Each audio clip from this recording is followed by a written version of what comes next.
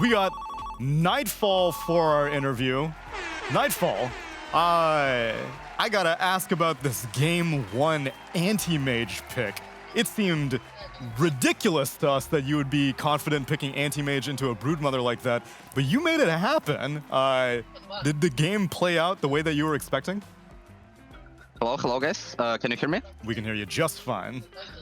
Okay, so I mean about anti-mage pick, I thought lane gonna be better, honestly, but I mean it was a decent pick, but lane got fucked up because Rubik just kill our ward because we like place like some ward and they like did good prep against it, and he just destroyed ward, and that's why he got level 2 really fast, and he managed to kill me when I was level 1. Without that, I think lane would have been a little bit better.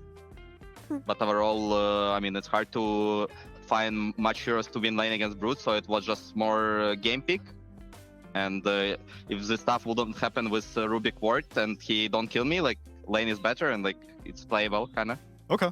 Then how about in the mid-game situation whenever your Rax was getting sieged? I imagine that's a very difficult position as an anti-mage where you're like, do I go back and defend? We're like losing our barracks. Did you feel confident? I'm just going to keep split pushing. At most, they get 1 Rax. No big deal. I mean, it was a clutch moment. I knew if they don't end games there, they will lose game. And I just started skipping waves bot, and they didn't manage to like get at least like 2 or 3 sides with the waves they had. So after they like just got 1 side, and like, I mean, it was I already knew we like won this game when. They just lost Aegis and Morph and only got 1 side because they didn't have any stuns for me. I could do whatever I want on map, skip every wave. And in late game, it's a good matchup for anti-mage against Morph, like carry to carry matchup. Ice in the veins, Nightfall. That was a clutch moment indeed, and you read it perfectly. Brian, you got any questions for Nightfall? Yeah, I'd ask as a carry player, you know, what do you say to people, because there's a lot of memes about anti-mage, he's always farming, you know, he's farming for next game, like on Arteezy. Like, what do you say to people at home when you're an anti-mage and you know it's the right thing to do to just not show up? I mean, what I say to who? Just to Twitch viewers? Yeah, like, what do you... Or your pub teammates. Yeah, pub teammates. What do you say to all of them out there, like in those type of situations? Do you reassure them? Do you say nothing? Do you communicate your timings? I mean, I just play as I casually play on any other hero. I just tell them my timings and keep playing my game. And I know I'm doing the right thing, and I don't really care if some other people will like flame or keep pinging you. I'll just mute them and play my game because I know I'm doing the right thing. I would like to say that I like how you treat this so simply. Like, you're like, this is obviously what I'm supposed to do. But I think a lot of people struggle with that. So I commend you for your conviction on the decision there. Okay. No question. Hi, Nightfall. Congratulations on your win. I'm actually very curious. After game 1, they had this close-up of Save, and he looked really angry. What was that about? Just after game 1 ended? Yeah, he looked super pissed. No idea, honestly. Oh, okay. So there wasn't anything talked about after game 1? No, I don't think he was like mad at team or yelling at someone. So I didn't notice anything like this. Okay, good to know. I'm also curious. Now that you've adjusted into your carry role and Pure's adjusted into offlane, how do you feel about it? Do you feel like it's the best route to TI at this point? I mean, obviously, I think it's best for our team, for me to play Van right now, and for us to swap roles like this. So I feel confident, and like I'm confident in myself and in my team. So yeah, that's the best route, obviously, to TI. Okay, and sometimes you guys have these last picks that a lot of people are curious about. Like yesterday, you guys last picked Elsie into Monkey King. Today, you last picked Anti-Mage into Broodmother. Like, who makes that call on your team for these unfavorable last picks sometimes? What did we last pick yesterday?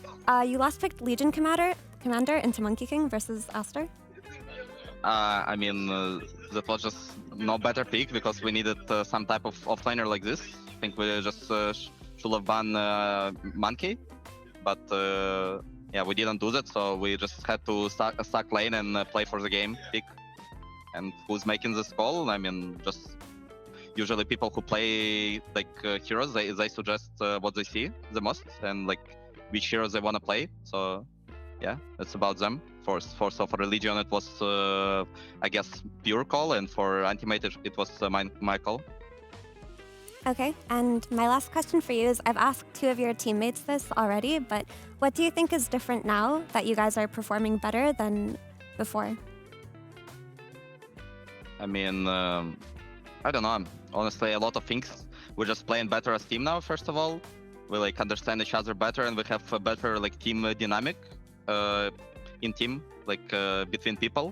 We don't have like any conflicts really now.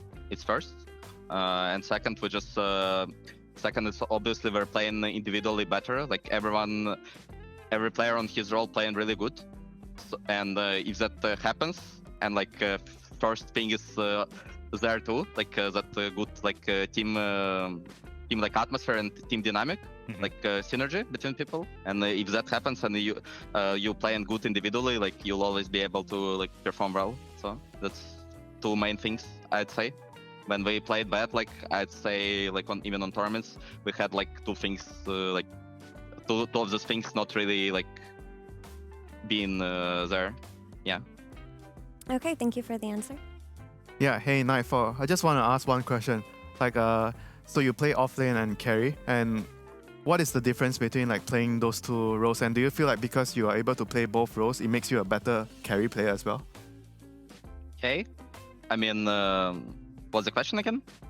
Yeah, so about like what's the difference between like playing carry role and offlane role? And do you feel like because you are able to master both roles, it makes you a better carry as well? I mean, what's my main difference is, I mean, I feel like these 2 roles are quite, right now it's quite, like, how to say, I mean, it's similar roles. So, but for position 3, you should like kind of like sacrifice yourself more to team, and like just play like more, like a lot of games you have to like build auras and like all the stuff, like just play for your team.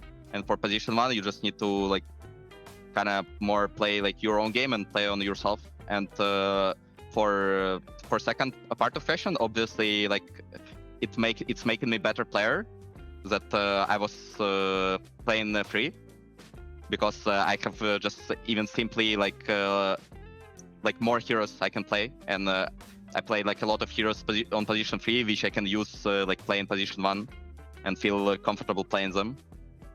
Especially now, because now like a lot of heroes can be played on like both 1 and 3, like same heroes.